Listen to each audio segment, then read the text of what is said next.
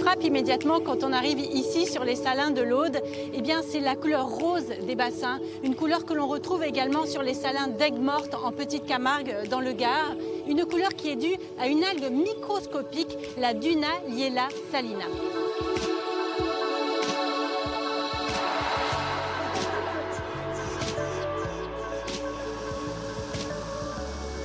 On va retrouver les saliniers, ceux qui récoltent le sel.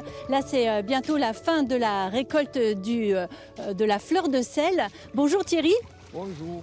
Alors dites-nous, la saison a été bonne?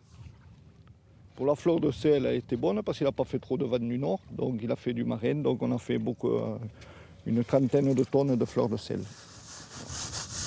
Alors on va continuer de parler du sel et de son économie en Occitanie. Mais d'abord, on vous emmène du côté de Sète, au large de l'île Singulière. Avec Cédric Météron, on a voulu vous faire découvrir le métier de pilote maritime. Regardez.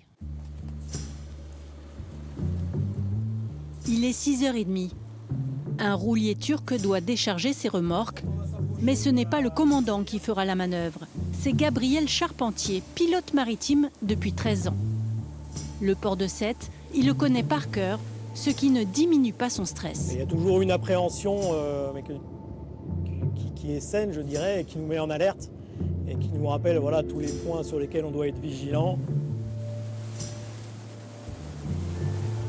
Première étape, monter cette échelle de corde en pleine mer. Nous sommes à 3000 nautiques, le cargo avance à environ 10 nœuds, soit 19 km/h. Par tous les temps, 24 heures sur 24, 7 jours sur 7. Évidemment, il y a toujours des limites, la météo donne toujours des limites, autant que faire se peut tous les temps. C'est parfois dangereux. Oui, c'est parfois dangereux. Ouais. Lorsqu'un navire de plus de 55 mètres arrive au port de Sète, le pilote est le premier à monter à bord. Le premier contact humain extérieur de l'équipage après plusieurs jours de mer. Une confiance doit s'établir immédiatement avec le commandant. 305, je travaille de concert avec le commandant. Lui connaît son navire, il contrôle son équipage. Et moi, je gère l'environnement extérieur. Le pilote maritime doit appréhender ce géant d'acier de 208 mètres, coordonner l'équipage, mais aussi le remorqueur qui va l'aider à manœuvrer et les lamaneurs chargés d'amarrer le bateau. Autant d'informations à gérer, la concentration est maximale. So we go close to this buoy and then we swing. En moins d'une heure, le bateau est à quai.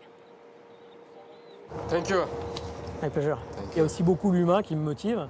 C'est-à-dire qu'aujourd'hui, moi j'apporte mon expérience d'ancien capitaine de long cours à des commandants de rouliers turcs, mais également à des commandants de petits bétaillers de 70 mètres. Et je vais leur apporter tout ce que je peux faire pour les aider, de manière à ce que l'opération d'entrée ou de sortie du navire se passe bien pour lui, pour son navire et aussi pour le port, puisque notre mission c'est aussi de protéger l'intérêt commercial du port.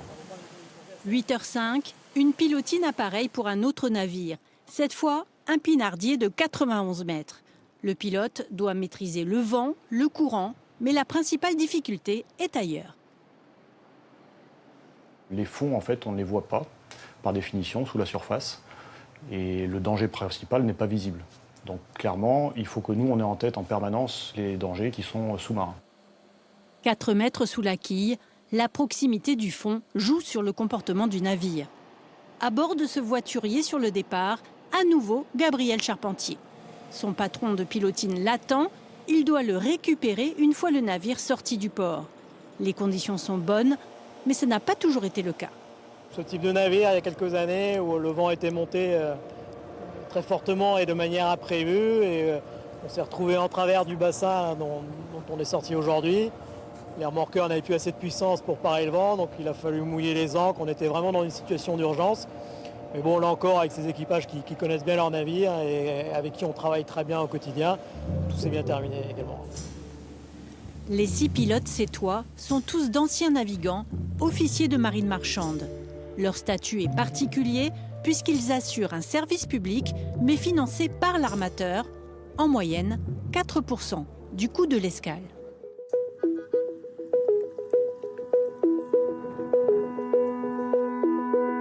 On va aller à la rencontre maintenant de celui qui a relancé la production de sel dans l'Aude, qui l'a fait renaître littéralement. Son père et son grand-père étaient sauniers avant lui. Patrice Gabanou, bonjour. Bonjour. Avant de relancer la production de sel ici à La Palme et puis aussi à Gruissant, donc dans l'Aude, vous avez travaillé 28 ans dans les salins du Midi. Mieux que quiconque, vous connaissez l'économie du sel. Comment se porte le marché ? Le marché du sel au niveau régional, je pense qu'il se porte bien, d'autant plus qu'on est dans une économie où l'économie circulaire prend de plus en plus d'ampleur et on a quand même dans notre belle région qui s'est étendue à Occitanie maintenant, des potentiels de valorisation et de besoins de sel qui sont conséquents. Vous produisez 40 000 tonnes de sel ici dans l'Aude. À Aigues-Mortes, on en produit 7 fois plus, 280 000. Est-ce que les salins du Midi, ce sont vos principaux concurrents ou alors est-ce que vous craignez davantage la concurrence étrangère ? Bien sûr, il y a une concurrence entre nous, mais on a des origines différentes. On travaille sur des secteurs d'activité différentes et des fois communes. Mais bon, pour l'instant, il n'y a pas péril à la demeure, je pense. Est-ce que vous avez un autre axe de développement à venir ? Quelles sont vos perspectives ? On a été sollicité par des personnes qui souhaiteraient mettre en place un centre de soins pour le psoriasis. On soignerait cette maladie qui est une maladie qui est en développement constant parce qu'elle est liée bien souvent au stress. On arrive à soigner une partie des effets du psoriasis avec les saumures de production de sel. Voilà. Donc de nouvelles vertus à découvrir. Allez, est-ce que je peux vous donner un coup de main pour cette récolte ? Ah bien sûr, bien sûr. On va demander à Benoît de vous prendre le tracteur, vous allez conduire un peu le tracteur.